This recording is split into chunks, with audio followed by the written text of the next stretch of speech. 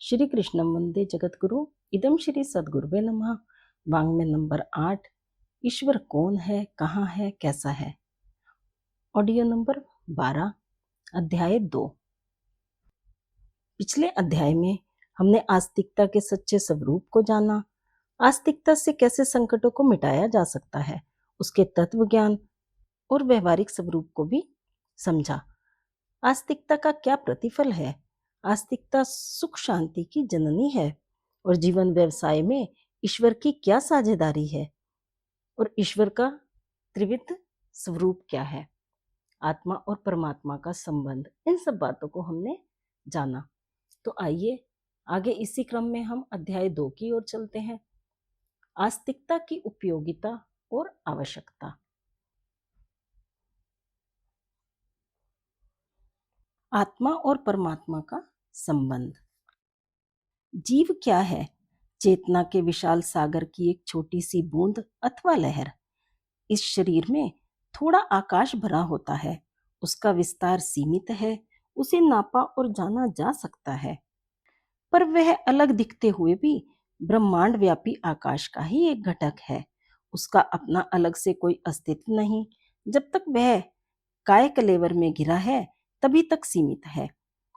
काया के नष्ट होते ही वह विशाल आकाश में जा मिलता है। फेफड़ों में भरी सांस सीमित है, पानी का बबूला स्वतंत्र है, फिर भी इनके सीमा बंधन अवास्तविक हैं। फेफड़े में भरी वायु का स्वतंत्र अस्तित्व नहीं, ब्रह्मांड व्यापी वायु ही परिस्थितिवश फेफड़ों की छोटी परिधि में कैद है। बंधन न रहने पर वह व्यापक वायु तत्व से पृथक दृष्टिगोचर न होगी।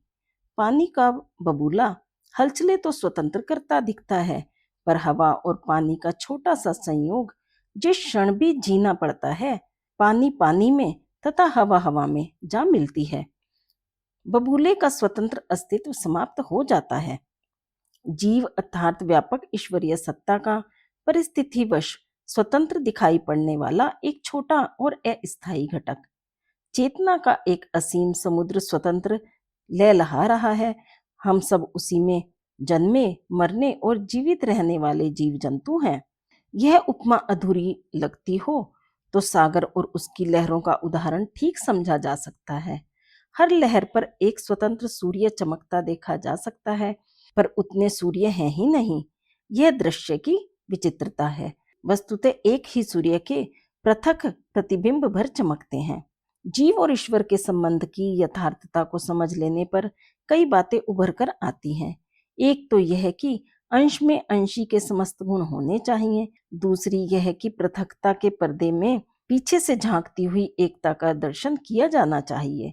और भी कई तथ्य हैं जो सत्य के निकट तक पहुंचाते हैं, पर अभी हमें इन दो पर ही विचार कर लेना उचित होगा।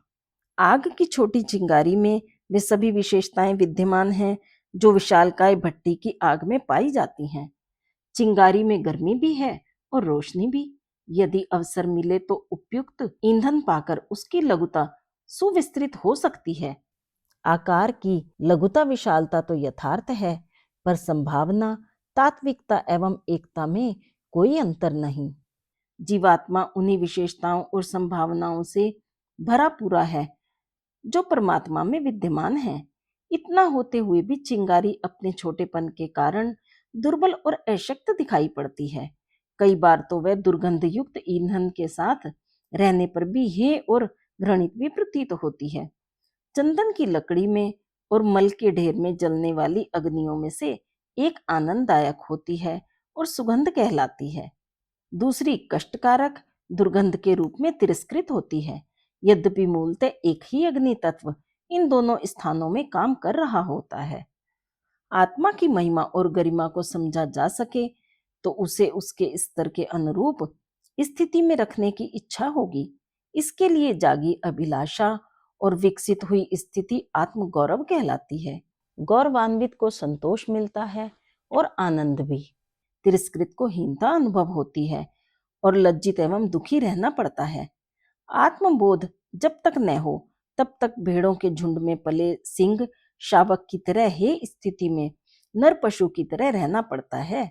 पर जिस क्षण अपने अस्तित्व की यथार्थता एवं गरिमा का बोध होता है, उसी समय यह आतुरता उत्पन्न होती है कि लज्जास्पद स्थिति से उबरना ही चाहिए, गौरवान्वित होकर ही रहना चाहिए। हे और हीन बनकर रहना जब धिक्कार के योग्य लगता है तो भीतर से एक विशेष तड़पन और तिलमिलाहट उठती है।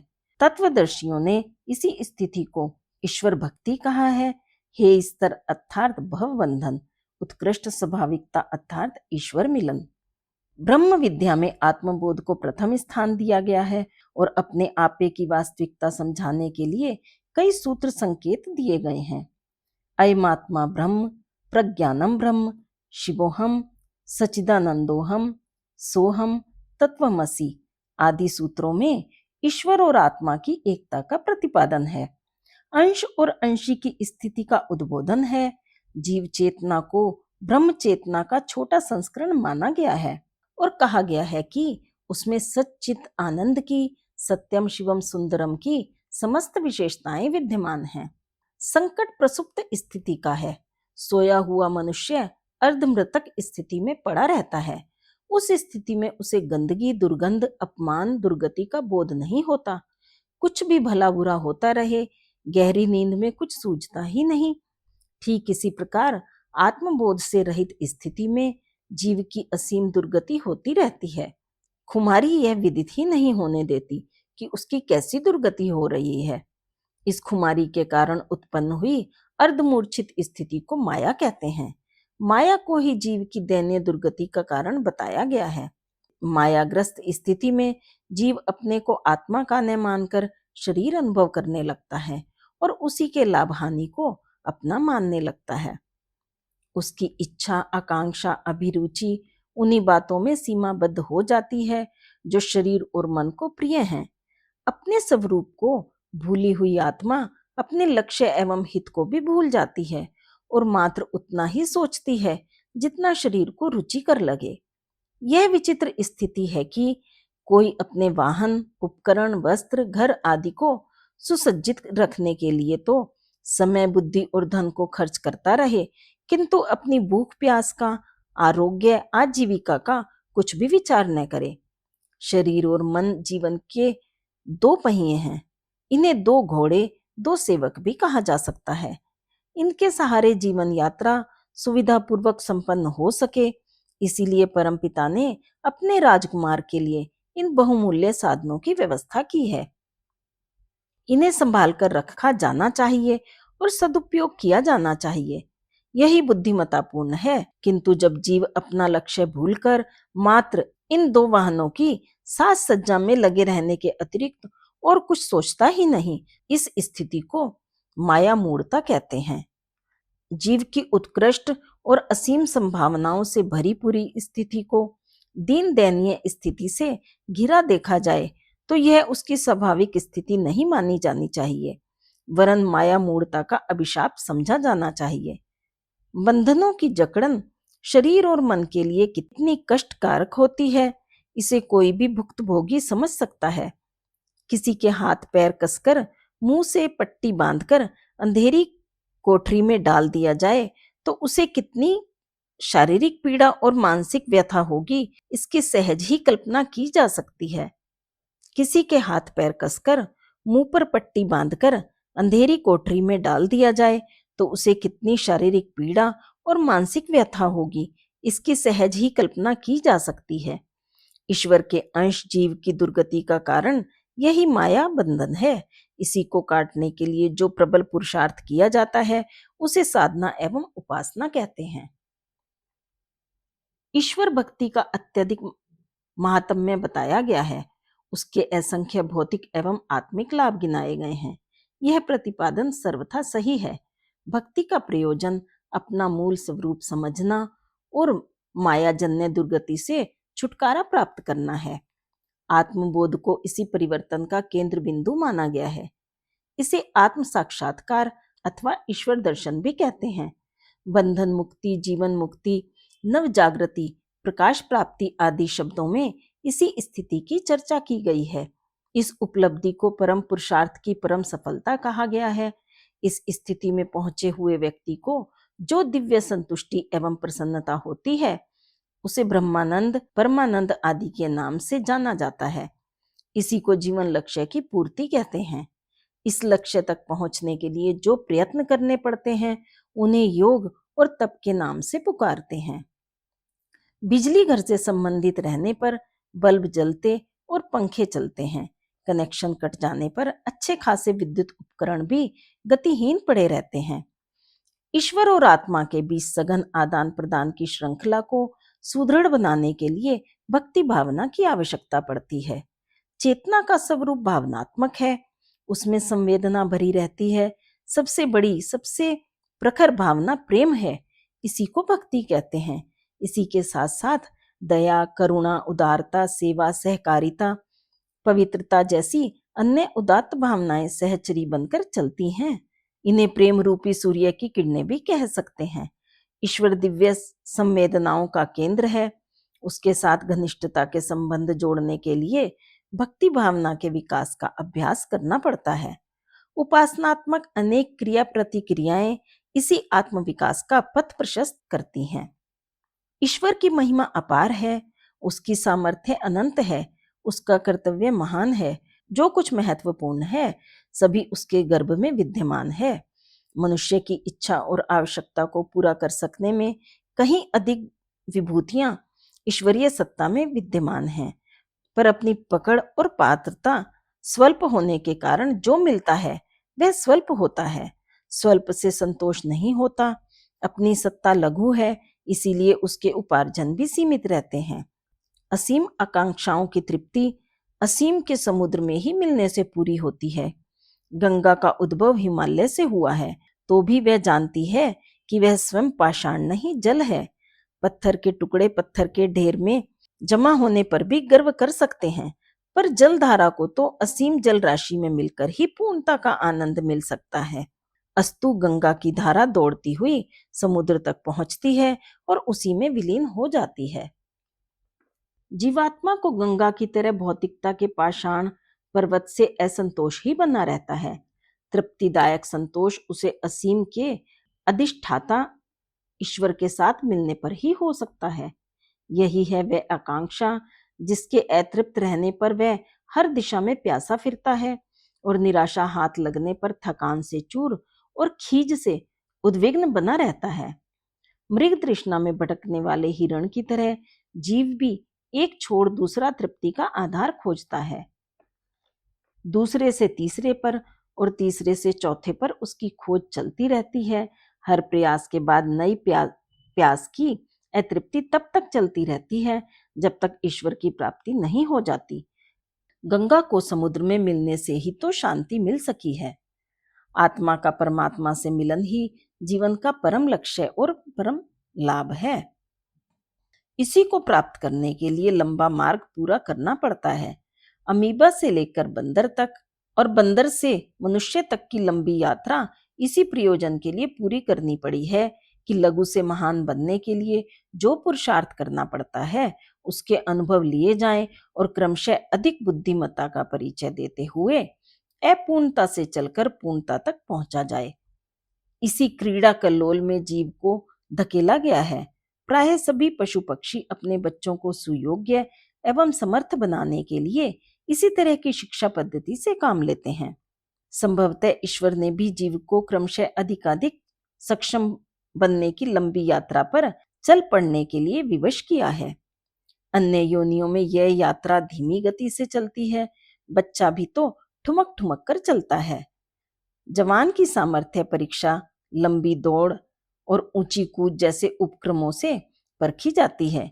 मनुष्य जीवन जीवात्मा की जवानी है। उससे उसे पूर्णता का लक्ष्य पूरा करने के लिए विशेष अवसर और विशेष साधन मिला है। तत्वज्ञानी इसीलिए हर विवेकवान को सजग करते हैं कि वह यथार्थता को समझे, जीवन का मूल्यांकन करे और इस दुर्लभ अवसर का जो लाभ उठाया जा सकता है उसकी ओर से आंखें बंद न किए रहे।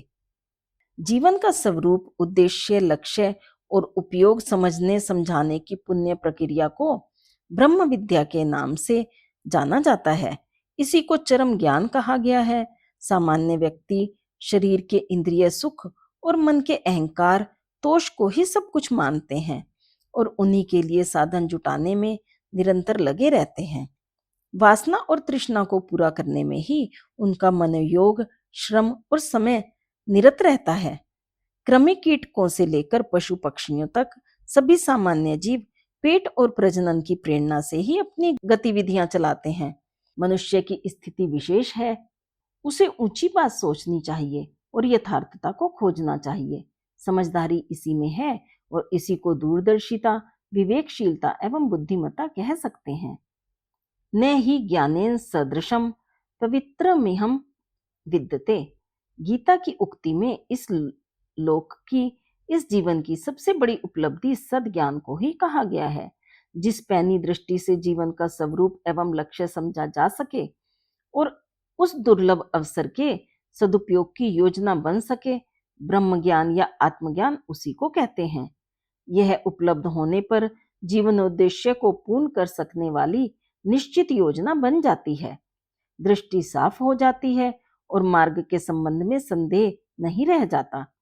इसे प्रकाश की प्राप्ति कहा गया है और सबसे बड़ा सौभाग्य माना गया है। शास्त्रों में इस उपलब्धि के कई नाम हैं। ऋतंबरा प्रज्ञा, दिव्य दृष्टि, भूमा आदि। इसी को गायत्री कहते हैं।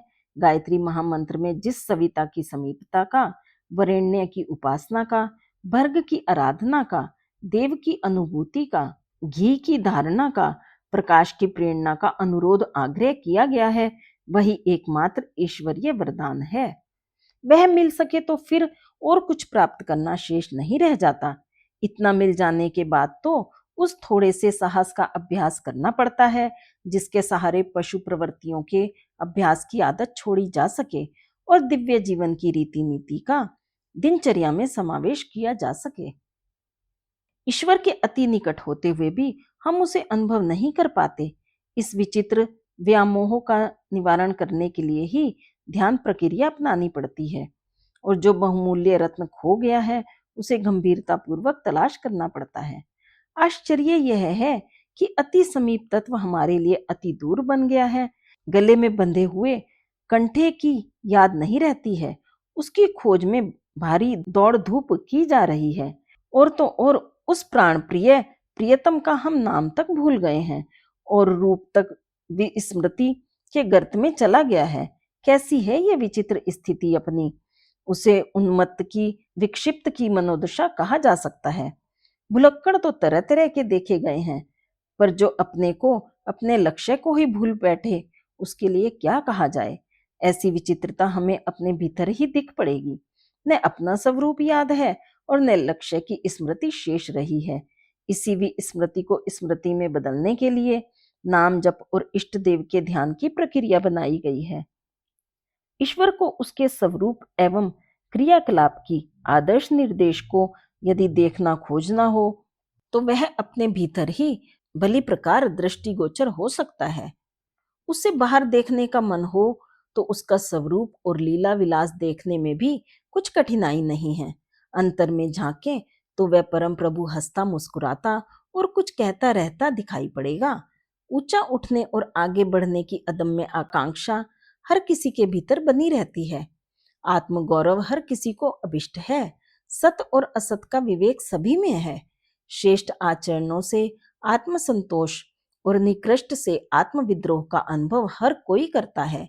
यही देवत्व है। भावना क्षेत्र में इन्हीं दिव्य संवेदनाओं के रूप में ईश्वरीय सत्ता को अपने अंतःकरण में विराजमान हुआ देखा जा सकता है। मानवीय आत्मा की मूल प्रवृत्तियां यही हैं। भौतिकवादी अन्वेषणों ने मानवीय चेतना को पशु और पिशाच के रूप में खोजा है। ये उसे भय, आक्रमण, स्वार्थ, सेक्स से प्रेरित पीड़ित मानते हैं और प्रकारांतर से मत्स्य न्याय एवं सर्वभक्षी उपभोग का समर्थन करते हैं। उन्होंने तो जीवन को रासायनिक उत्पादन माना है और पुनर्जन्म, परलोक, कर्मफल, जीवन सत्ता एवं परमात्मा के अस्तित्व तक से इनकार किया है। इस समय उस विवाद में नहीं उलझा जा सकता। केवल इतना ही कहा जा सकता है कि यदि ये प्रतिपादन सही रहे होते तो अब तक न्याय, नीति, धर्म, सदाचार एवं मानवीय मर्यादाएं कब की समाप्त हो गई होती और बुद्धि बल का पैशाचिक प्रयोग करके एक दूसरे का रक्तपान करते हुए मनुष्य कब के मर खप कर समाप्त हो गए होते, तब भी संसार में सद्भावना और आदर्शवादिता नाम की कोई परंपरा शेष नहीं रही होती। यदि वैसा हुआ तो इतनी भविष्यवाणी निश्चित रूप से की जा सकती है कि बुद्धिहीन पशु तो आदर्श विहीन रहकर भी निर्वाह करते होंगे, पर बुद्धिमान मनुष्य अमर्यादित वासना और अनियंत्रित तृष्णा को अपनाकर पिशाच कृत्यों पर उतरेगा तो राजदंड व समाजदंड भी उसे रोक न सकेंगे और स्वच्छंदतावाद की चिता में कूदकर मानव जाति को सामूहिक आत्महत्या के लिए विवश होना पड़ेगा। हमारा विश्वास है कि न तो वे मान्यताएं सही हैं और न उन्हें मानवीय विवेक कभी स्वीकार करेगा। आत्मा की उत्कृष्टता अक्षुण्ण बनी रहेगी और वह क्रमिक विकास के पथ पर चलते हुए अधिकाधिक समुन्नत और परिष्कृत होती चलेगी। जैसे जैसे हम अध्यात्म की यथार्थता और महत्व को समझेंगे, वैसे वैसे उसे अधिक उत्साहपूर्वक अपनाने और अधिक श्रद्धापूर्वक हृदयंगम करने के लिए उत्साह प्रकट करेंगे। उस मार्ग पर साहस पूर्वक चलने के लिए प्रयास करेंगे। हाँ, तो कहा यह जा रहा था कि अपने भीतर ईश्वर की झांकी उत्कृष्टतावादी और अदम्य सत्प्रेरणाओं के रूप में की जा सकती है। ऊंचा उठने, आगे बढ़ने, गौरवास्पद बनने और आत्मसंतोष पाने की आकांक्षा केवल दिव्य जीवन क्रम अपनाकर ही पूरी की जा सकती है। औचित्य अपनाकर एक सीमा तक भौतिक उन्नति भी हो सकती है और उसका सदुपयोग भी बन पड़ सकता है। पर यदि आदर्श विहीन संग्रह, उपभोग और आतंक की नीति अपनाई गई तो आत्मिक आकांक्षाओं में से एक भी पूरी न हो सकेगी। कुछ पाया भी तो वह उतना महंगा पड़ेगा कि बाह्य अवरोध एवं आंतरिक विद्रोह उसे नीरस एवं भारभूत बनाकर रख देंगे। अंतःकरण के मर्म स्थल से जिस महानता की प्राप्ति के लिए हुक उठती रहती है, उसे उत्कृष्ट आदर्शवादिता अपनाकर ही पूरा किया जा सकता है। इसी प्रेरणा को ईश्वरीय चेतना, दैवी संदेश, आत्मा की पुकार एवं वेदवाणी कहा जा सकता है। जिसकी यह अंत्य प्रेरणा जितनी प्रबल है, उसकी आत्मा में ईश्वर की ज्योति उतनी ही अधिक दीप्तिमान देखी जा सकती है। सभी को प्रणाम। 21वीं सदी उज्जवल भविष्य। भारत माता की जय। वंदे मातरम। सभी को प्रणाम। वाग्देव अर्थात शब्द, विचार, भावनाओं का दिव्य देव संग्रह परम पूज्य गुरुदेव युग दृष्टा की इस धरोहर को ऑडियो रूप में सुनने के लिए चैनल को सब्सक्राइब करें, वीडियो को लाइक करें, नोटिफिकेशन ऑन करें, गुरुवाणी जन जन तक पहुँचाएं। जय महाकाल। हृदय से आभार।